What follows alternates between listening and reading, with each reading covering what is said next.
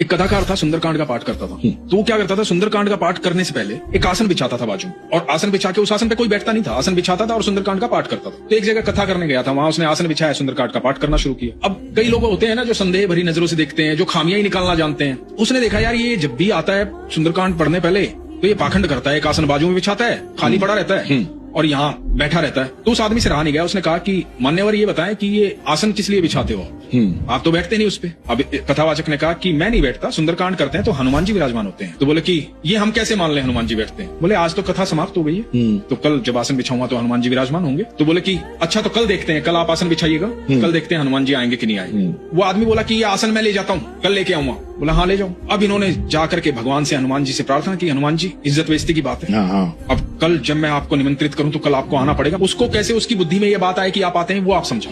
ये बात कह के वो अगले दिन सुंदरकांड का पाठ करने गया। वो आदमी आया था, इंतजार में था। अब काफी लोगों को उसने कह दिया था कल हनुमान जी आएंगे और वो साबित करके बताएगा हनुमान जी आए हैं। तो और भी ज्यादा लोग आ गए थे कथा सुनने। तो उसने आसन मंगवाया, उसने कहा कि आसन दो। उसने आसन बिछाया कथावाचक ने, और हनुमान जी को निमंत्रित किया और सुंदरकांड का पाठ बोलना शुरू किया। तो अब सुंदरकांड का पाठ जब खत्म होने वाला था, तो उस आदमी ने पूछा कि भाई वो हनुमान जी बैठे हैं अभी। तो इसने बड़े विश्वास से कहा कि हाँ बैठे हैं। कैसे माने बैठे हैं? बोला यही बैठे हैं हनुमान जी। बोला लेकिन कैसे माने बैठे हैं? बोला आसन उठाओ आकर के देखो। अब इसने कह तो दिया, ये बात कहलवा रहे थे हनुमान जी, इसकी तो क्षमता नहीं थी। अब पारस भाई वो आदमी आया और उसने आसन को छेड़ा, आसन नहीं हिला। कई लोग इकट्ठा होकर के उस आसन को, हल्का सा कपड़ा बिछा हुआ था, उस आसन को कई लोगों ने उठा करके कोशिश की, वो आसन हिला नहीं, टस से मस नहीं हुआ। सब लोग वहां नतमस्तक हुए थे।